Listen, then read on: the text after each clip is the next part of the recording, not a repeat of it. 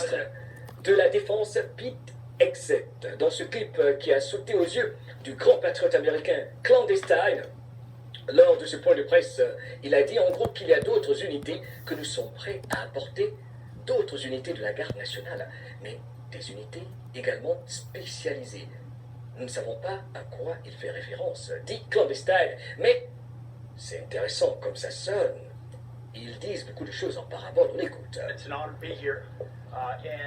C'est un honneur d'être ici, le ministre de la Défense. Aujourd'hui, 11 août 2025, c'était la conférence de presse historique que vous pourrez aller suivre sur Radio La Voix de l'Afrique. Sous votre direction ce matin, Monsieur le Président, nous avons fédéralisé la garde nationale de Washington DC. Et cela a été fait, concrétisé de par la voix du secrétaire de l'armée qui est ici présent. Et avec également la garde nationale de DC. Vous allez donc les voir dans les rues de Washington. C'est énorme ce qui se passe aux États-Unis cette semaine. Et encore, et en plus, sous votre direction, monsieur, il y a d'autres unités spéciales que nous sommes prêts à déployer. D'autres unités de la garde nationale et d'autres unités spécialisées. Boum! N'est-ce pas que 17 nous a dit que la seule voie est militaire? De quelle unité spécialisée parle-t-il? Ils seront forts, ils seront durs, et ils vont soutenir les forces de l'ordre locales.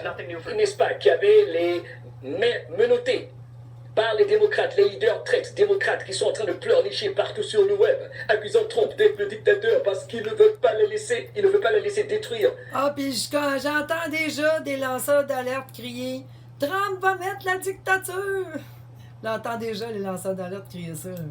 New York, Los Angeles, San Francisco, Chicago, des villes où tout est sens dessous, et même Washington. Et Donald Trump et les patriotes et les militaires sont en train de mettre fin à toute cette folie. Et comme le président l'a fait remarquer, pareil pour la frontière, l'armée américaine occupe la frontière sud également. Opération militaire peuple de la planète, comme on le dit depuis 6 ans. Quelle époque pour être vivant? Nous avons 10 000 soldats à la frontière américano-mexicaine, car les cartels, les policiers ne veulent pas lutter contre. Ils sont en train de coopérer, n'est-ce pas, avec le département de la Défense, dans des zones de défense. Et il n'y a plus de traversée illégale à nos frontières. Les troupes sont en train de scanner nos frontières et sont en train de protéger également les frontières de nos voisins. Ça veut dire que la frontière du Canada est protégée. Mon Dieu, quelle époque! Il est temps de protéger ce qui est à nous. Et nous travaillons également avec le département de l'immigration, entre autres. Bref. À Los Angeles, également pareil. Donc, c'est national. La robe rouge en plein été. N'est-ce pas que ce matin, Donald Trump disait qu'il allait le faire dans d'autres cités? Évidemment, il y a déjà les troupes de la garde nationale, un peu partout. Comme quand je vous le montrais, quand j'étais à New York, Washington et tout ça. Une ville étrange qui est en train d'être refaite et reconstruite.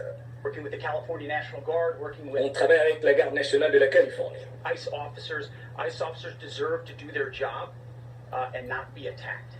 Donc, ils ne vont pas être attaqués. Donc, des unités spécialisées vont être déployées.